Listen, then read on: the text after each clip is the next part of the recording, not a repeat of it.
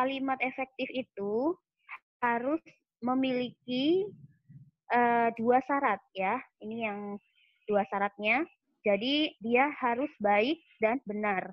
Jadi bahasa atau kalimat itu harus dua-duanya. Makanya tidak saya pakai kata atau, dia harus menggunakan kata dan, baik dan benar. Ini dua syarat harus dipakai ya. Bedanya apa nih Kak? Kalau misalnya kita memakai bahasa yang baik saja gitu, misalnya ya kita pakai bahasa yang baik. Misalnya di sini kelihatan banget ya, bapak ini jualan es krim gitu. Terus adik ini mau beli, tapi dia menyampaikan bahasanya itu dengan kalimat Pak mau beli yang melon sama anggur.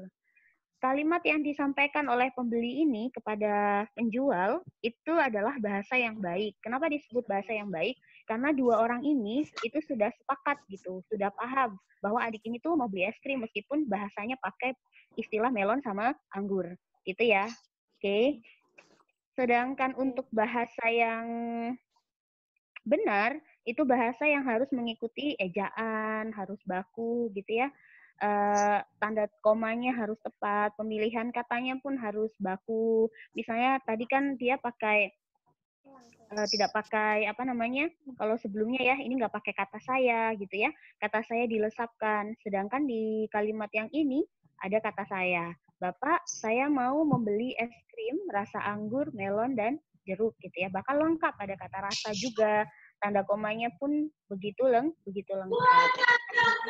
Perbedaan antara bahasa yang baik dan bahasa yang benar.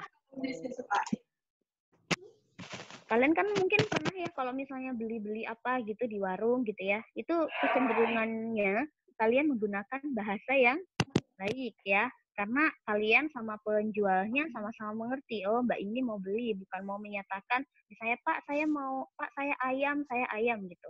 Tidak ingin menyatakan bahwa dirinya itu sebagai ayam, bukan.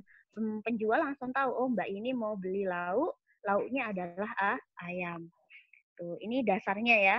Nah, bahasa yang baik dan benar itu kemudian kita pecah-pecah lagi menjadi beberapa syarat dalam kalimat efektif. Ini lumayan banyak ya syaratnya.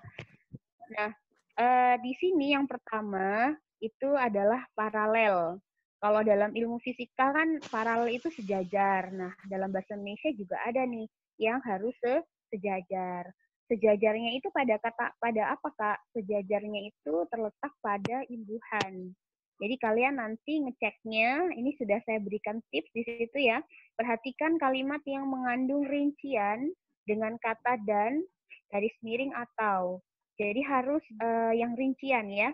Biasanya dia pasti menggunakan imbuhan, entah itu bentuk kata kerja gitu ya, atau mungkin bentuk kata benda yang dia memakai imbuhan. Itu harus sama, misalnya yang depan itu pakai imbuhan me, sampai belakang pun rinciannya juga harus pakai imbuhan me. Di sini ada satu contoh kalimat ya. Satu di sini, harga minyak dibekukan atau kenaikan secara luas. Nah, ini saya highlight ya. Kata dibekukan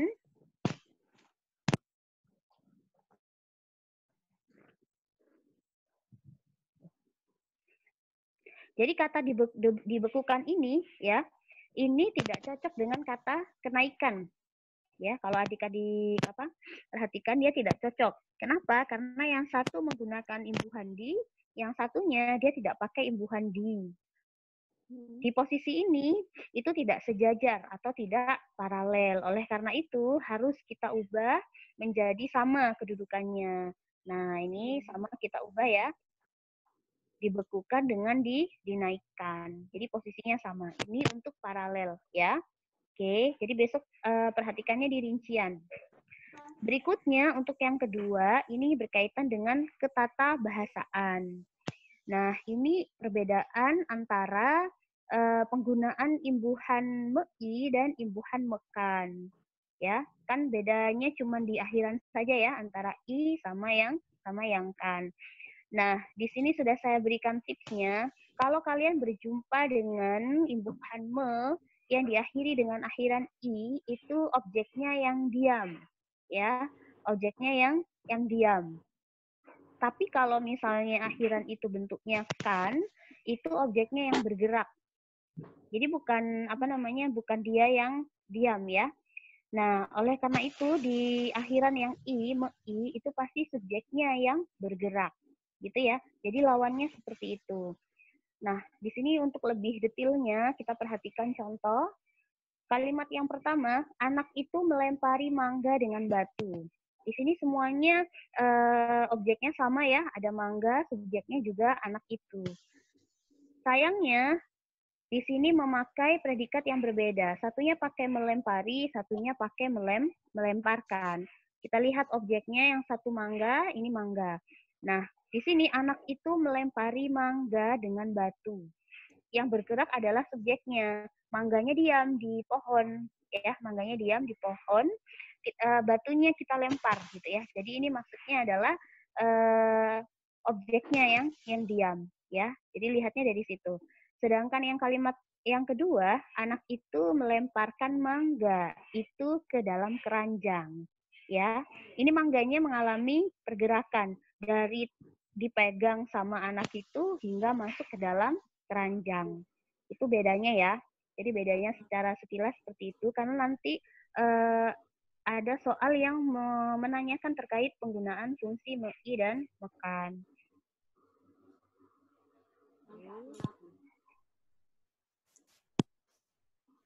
Berikutnya di sini ya saya berikan contoh terkait dengan ketatabahasaan. Pak Guru menugaskan kami membuat kerajinan tangan. Ya. Nah, ini kalau kita perhatikan yang bergerak itu adalah siapa? Ini yang bergerak adalah subjeknya, Pak Gurunya. Ya. Kaminya itu bagaimana?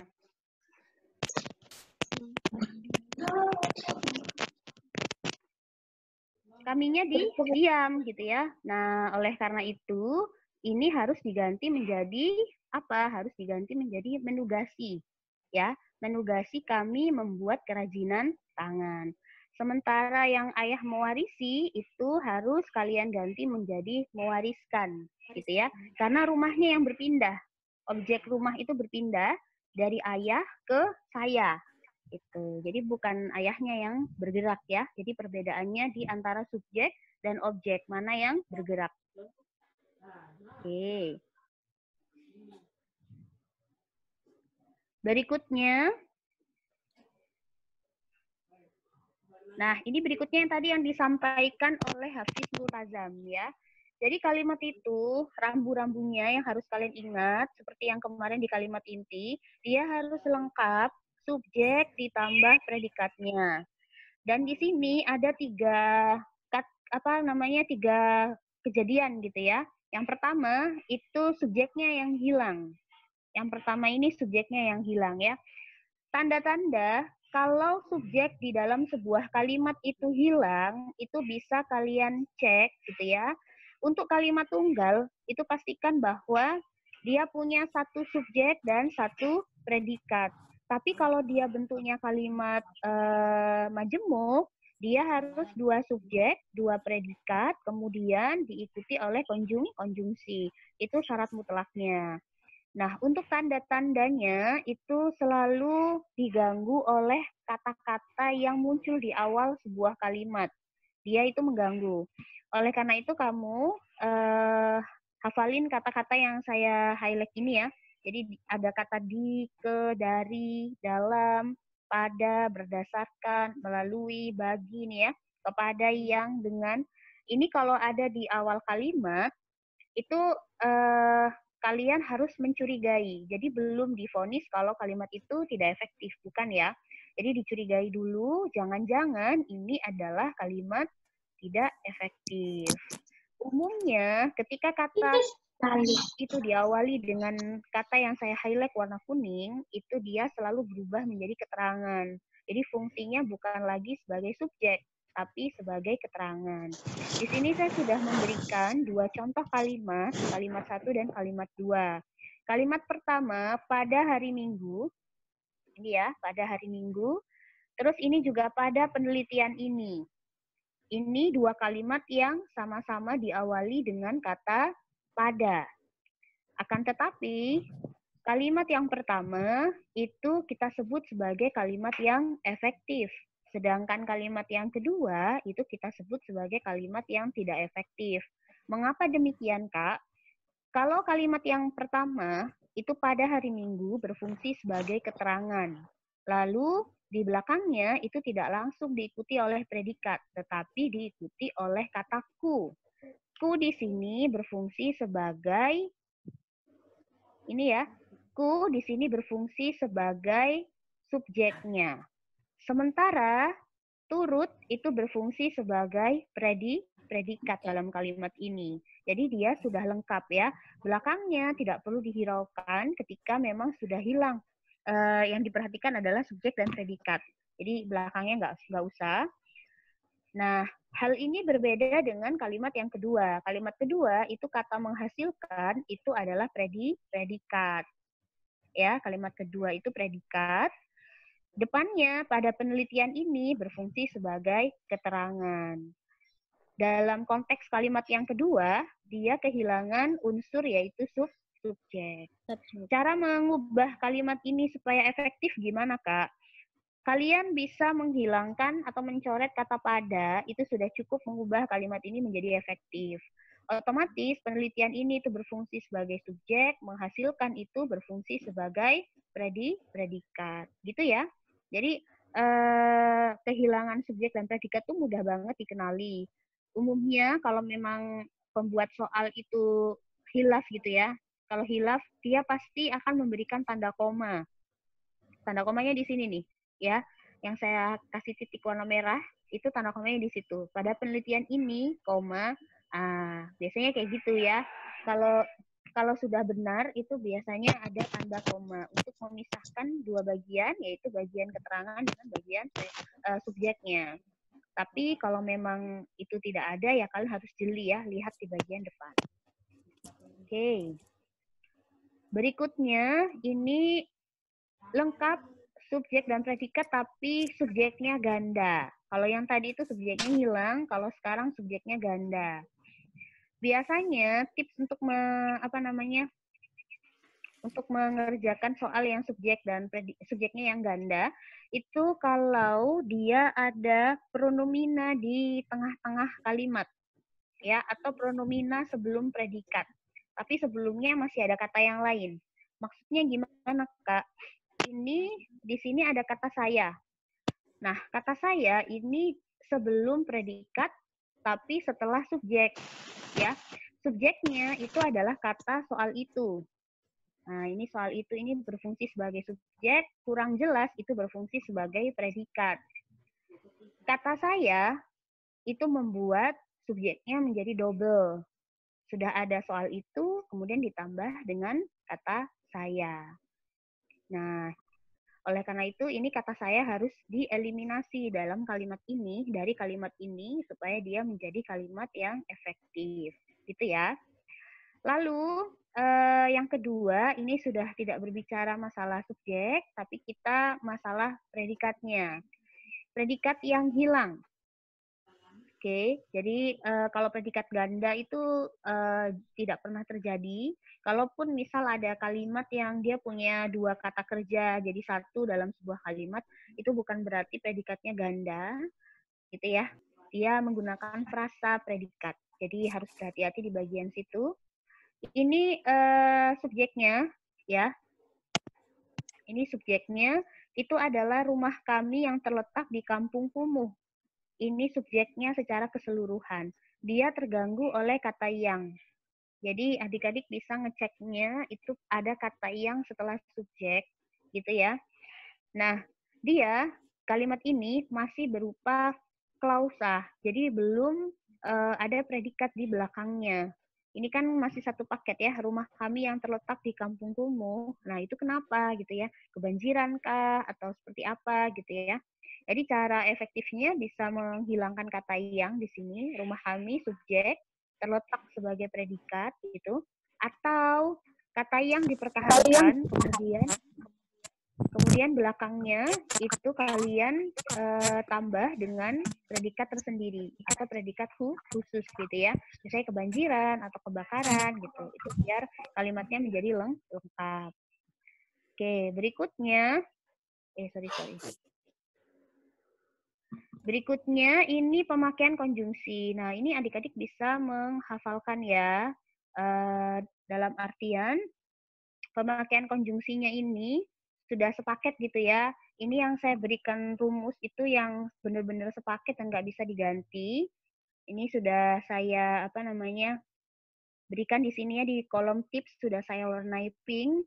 Tidak dengan tetapi ya, bukan dengan melainkan. Ini sudah pasangan, mereka berdua ini disebut sebagai konjungsi korelatif. Jadi harus digabung jadi satu. Cara ngafalinya gampang. Kata tidak itu kan huruf depannya T ya. Nah, kata tetapi itu huruf depannya juga T. Jadi dia sepaket, tidak dan tetapi. Kalau bukan itu dengan melainkan gitu ya. Oleh karena itu di kalimat yang sudah saya berikan contohnya ini semuanya dalam konteks salah ya. 1, 2, 3, 4 ini salah semua. Kalimat pertama, tidak hanya dia yang datang, melainkan teman satu kelasnya. Ini diawali dengan kata tidak hanya, gitu ya. Ini diawali dengan tidak hanya, tapi di tengah-tengah pakai melainkan. Nah, ini salah. Harusnya diganti, bisa diganti silang ya. Mau yang depan diganti bukan hanya, atau yang tengah diganti menjadi tetapi. Jadi boleh diganti, karena dia korelatif berpasangan. Terus, nanti kalau ketemu konjungsi seperti ini, kata meskipun dengan tetapi digabung seperti ini ya, ada meskipun, lalu ada tetapi, ini tidak diperkenankan dilakukan. Kenapa? Karena dia sudah punya maksud yang sama, yaitu berfungsi sebagai konjungsi yang menyatakan hubungan perlawanan. Ya, karena dia perlawanan, jadi nggak boleh nih, ya, nggak boleh dia ditulis dalam satu rangkaian. Jadi harus dihilangin satu yang tengah. Jadi meskipun harga cabai mahal, ibu tetap membelinya. Jadi yang dicoret yang ini. Terus besok kalau ketemu konstruksi seperti ini juga nggak boleh ya. Nah ini pasangan jika dengan maka ini tidak boleh dipakai. Kenapa? Karena kata maka itu sudah bermakna akibat gitu. Jadi kalau jika Budi datang, aku juga datang. Jadi harusnya seperti itu, tidak perlu dikasih kata maka. Lalu ini double ya. Nah, ini disebabkan karena. Jadi kalau sudah ada karena, jangan pakai disebabkan. Jadi dipilih mau konjungsi atau memang mau pakai double ini ya, mau pakai predikat bentuknya frasa. Jadi dieliminasi. Tapi baiknya ini dieliminasi pada bagian disebabkan. Jadi tersisalah kata karena. Nah, kalau yang nomor 3 ini dihilangkan kata maka ya. Ya, ini untuk pemakaian konjungsi. Berikutnya kehematan. Nah, di bagian tips ini diingat-ingat. Jadi beberapa hal yang harus kalian perhatikan ketika mengidentifikasi mana kalimat efektif itu dari kehematan, yaitu kata ulang tuh kalian cek. Kalau di kalimat ada kata ulang, cek ya, dia itu efektif atau enggak. Terus kata umum dan khususnya dicek. Definisi, tujuan ya, sebab, subjek yang bentuknya pronomina itu dicek juga ya. Analisis satu-satu contoh kalimat ini. Karena ia tidak diundang, ia tidak datang. Ini termasuk subjek pronomina yang mubazir atau dia tidak hemat. Kalian harus mengeliminasi satu kata ia di sini ya. Nah, ini kata ia dieliminasi di depan ya. Jadi jangan yang di belakang. Karena tidak diundang, ia tidak datang. Jadi eliminasi yang ia di depan. Lalu ia mengenakan baju warna merah. Nah, ini salahnya di sini ya. Ini salahnya di sini nih. Baju warna merah. Kalau misalnya seseorang itu sudah pakai kata umum, sebaiknya tidak kalau sudah pakai kata khusus sebaiknya tidak diikuti dengan kata umum. Di sini ada pasangan kata umum dan kata khusus, yaitu kata warna diikuti dengan kata merah. Ini konstruksi yang tidak tepat. Kenapa? Karena kata warna itu umum, merah itu kata khusus. Orang kalau sudah dikasih tahu merah, otomatis sudah tahu lah ya, oh merah itu termasuk bagian dari jenis-jenis warna. Jadi nggak perlu dimasukin kata warnanya. Dieliminasi ya, kata warna dieliminasi, tersisa kata merah. Oke, Budi sarapan pagi tepat waktu. Jadi kalau misalnya kita sudah pakai istilah sarapan, maka kata paginya harus dihilangkan ya. Ini untuk penggunaan ini ya, istilah apa namanya umum dan khususnya. Budi datang pukul 8 pagi. Nah, ini masih sama seperti yang tadi ya. Jadi kalau kita mau apa namanya, sudah mau habis ini. Kalau kita mau apa menulis pukul 8 itu nggak perlu pakai kata pagi. Jadi kata paginya juga dihilangkan ya.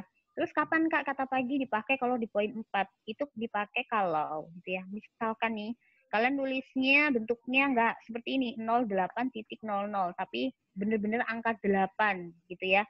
Nah, itu barulah boleh 8 pagi karena nanti tidak terbedakan antara pagi dan malam. Darinya dihilangin. Betul ya, kata dari dihilangin. Jadi sejak bukan pagi lagi ya, tapi sejak pagi ia termenung gitu. Nah, udah mulai ini nih, udah mulai cakep-cakep pengetahuannya ya. Kalau ini nomor 6, apa yang harus dihilangkan? Kata adalah dihilangkan ya. Tapi kalian sudah ini ya, bisa membedakan adalah dan merupakan ya. Jadi kalau adalah tuh lebih pasti gitu definisinya. Misalnya Jakarta adalah ibu kota Indonesia itu pasti. Tapi kalau merupakan tuh lebih luas definisinya gitu. Misalnya Jakarta merupakan daerah di Indonesia yang masuk zona merah. Nah, ini berikutnya ini berkaitan dengan kepaduan kalimat pasif. Nah, kalian tentu sudah bisa lah ya mengubah kalimat aktif menjadi pasif. Itu yang harus lakukan, itu harus melihat subjeknya. Jadi bedakan subjek orang pertama dan kedua dengan orang ketiga. Kalau bentuk kalimatnya itu subjek orang pertama dan orang ketiga kayak aku, ini ya, kamu gitu. Ini nanti bentuknya seperti ini ya. Ibuhan membeli, itu imbuhannya hilang kata membeli, jadinya beli. Terus kata aku itu diletakkan tepat setelah objek di belakangnya. Jadi bukan nasi dibeli aku, tapi nasi aku beli, gitu ya. Sama seperti Budi, sama seperti di contoh kalimat ya. Surat itu saya sudah baca. Nah, ini konstruksi yang belum tepat ya. Ini sebenarnya bentuk kalimat pasif, hanya saja dia diikuti oleh modal, yaitu kata sudah, belum, akan gitu ya. Nah, di antara yang dua kalimat ini yang betul adalah surat itu sudah saya baca, gitu ya. Jadi bukan surat itu saya sudah baca, tapi surat itu sudah saya baca. Itu yang tepat. Jadi sebelum sebelum subjek harus didahului dengan kata sudah. Kalau misalnya subjeknya itu bentuk orang pertama seperti Budi, orang ketiga seperti Budi gitu ya, maka imbuhannya itu berubah menjadi di, jadi membeli menjadi dibeli. Lalu posisi objek dengan subjek tinggal dibalik ya, nasi dibeli Budi. Jadi bedakan orang pertama dengan orang ketiga. Itu untuk kepaduan kalimat pasif biasanya juga keluar. Sorry. Berikutnya, kelogisan kalimat. Ini saya sudah kasih di keterangan ya, soal tipe ini tidak pernah keluar. Karena dia, bukan ciri-ciri bahasa gitu, tapi dia menunjukkan kesalahan makna, dan dia tidak pernah keluar di soal yang baik itu ujian masuk ataupun TPS gitu ya, dia tidak keluar. Cuman kalau misalnya nanti tiba-tiba keluar gitu ya, karena kita nggak tahu tes berikutnya seperti apa, ini sebelumnya emang nggak pernah keluar. Waktu dan tempat kami persilahkan. Nah, ini secara logika dia tidak sesuai karena harusnya orang yang dipersilahkan, tapi ini adalah waktu dan tempat yang dipersilahkan. Ini tidak logisnya dari situ. Sedangkan yang kedua, itu untuk mempersingkat waktu, kita teruskan acara ini. Nah, ini kan waktu tidak bisa dipersingkat ya. Waktu tidak bisa disingkat, tapi waktu itu bisanya kita apa? kita hemat gitu ya, supaya masih ada sisa waktu untuk mengerjakan yang lain. Kan nggak bisa misalnya 24 jam kita singkat jadi 10 jam. Nah, itu tidak bisa dilakukan. Berikutnya, nah ini latihan soal ya. Nah, ini salahnya yang C, membatasi. Ya, karena depannya, kita lihat depannya ya, Adik-adik. Depannya itu adalah pembangunan pertanian. Kalau pakai membatasi, itu kurang sesuai karena subjeknya itu berupa kata benda. Pembangunan pertanian. Ini beda dengan subjek, misalnya saya tidak hanya membatasi pada. Nah, itu boleh ya. Karena kalau misalnya subjek predikatnya itu berbentuk kata kerja, membatasi, ibu Hanme, maka harus diikuti oleh subjek orang. Ya. Kalau misalnya subjeknya sudah kata benda, nah ini harus diikuti oleh kata kerja, pahit-pahitnya adalah kata kerja pasif, ya. Nah, karena depannya bisa jadi adalah objek yang disubjekkan. Maka ini diubah menjadi terbatas. Membatasi itu diubah jadi. Kalau misalnya dari yang A, dengan pendidikan diharapkan dapat membentuk manusia Indonesia yang demokratis, berkeadilan, dan tidak diskriminatif. Nah, ya, ini diawali dengan kata dengan. Kemudian di D itu diawali dengan kata beberapa, kemudian yang E itu diawali dengan kata berdasarkan. Nah, sekarang kita cek ya, masing-masing mana di antara ketiganya yang tidak memiliki subjek. Oke. Kalau beberapa jam sudah menerima Sarkozy, ini keterangan ya, jadi tidak perlu kita salahkan karena memang dia sudah berfungsi sebagai keterangan. Lalu berdasarkan laporan Dinas Jawa Tengah itu juga berfungsi sebagai keterangan ya. Setiap 2 bulan sekali. Nah, ini sudah ada namanya subjeknya. Subjeknya berupa keterangan waktu. Lalu di sini kata dengan. Nah, ini dia ya. Kata dengan pendidikan ini keterangan langsung diikuti oleh diharapkan, langsung diikuti oleh predikat. Jadi ini jawabannya yang bukan kalimat baku adalah yang alfa. Kalau yang B sudah tepat ya. Bahan ajar yang berperspektif gender itu subjek, sebaiknya itu adalah predikat. Kemudian yang C itu sudah lengkap ya, pasangan bukan dengan kata melainkan ya. Jadi sudah pas, jadi tidak perlu kita eliminasi kesalahannya. Sorry. Berikutnya, nah coba lagi ya, mengganti kata kompleks dengan kata kompleks. Ini kalau yang E justru harus diganti ya. Jadi yang E itu kata yang baku bukan kompleks, tapi yang baku adalah kompleks ya. Oke, kalau misalnya menambah kata pada sebelum kata pasar, nah coba ini ya, mungkin ada yang jawab ini ya. Oke, menjawab permasalahan yang kompleks dalam tatanan dunia yang berorientasi pasar. Nah, ini berorientasi pada pasar dan diwarnai dengan kekerasan. Nah, ini kecualinya memang itu pada yang A. Jadi tidak perlu kita menambahkan kata maka sebelum kata sangat ya. Maka sangat mendesak. Nah, ini nggak boleh ya. Kenapa? Karena nanti kalimat ini justru akan kehilangan subjek dan predikatnya. Karena yang depan itu berfungsi sebagai keterangan. Menjawab ini ya permasalahan gitu ya. Nah, ini berfungsi sebagai keterangan yang ada di depan. Berikutnya, di antara kalimat-kalimat berikut yang merupakan kalimat baku. Nah, ini juga tinggal lihat depannya ya, adik-adik ya. Ini pada A, B, C, sama yang D, ini sama-sama diawali dengan penanda yang tadi saya kasih tahu ya. Ada kata pada, jika, dan jika. Kita cek di belakangnya ya. Pada bagian pertama tulisan ini, nah ini berarti sudah jelas tidak baku ya. Karena dia berfungsi sebagai keterangan. Menelusuri itu predikat ya. Jika dilihat pada zaman sekarang, kolonialisme seperti zaman dahulu, yakni menduduki wilayah secara fisik, barangkali sudah tidak ada. Ini ada yang jawab E ya, coba nanti kita bahas yang E. Subsidi BBM yang diberikan oleh pemerintah itu untuk, ini cari yang baku ya, ini merupakan kalimat yang baku. Subsidi BBM yang diberikan oleh pemerintah itu untuk membantu rakyat miskin agar dapat meringankan beban perekonomian mereka. Nah, ini tadi siapa yang sudah menjawab ini? Ini kalau misalnya kalian analisis, coba dianalisis satu-satu ya. Ini subsidi BBM yang diberikan oleh pemerintah itu.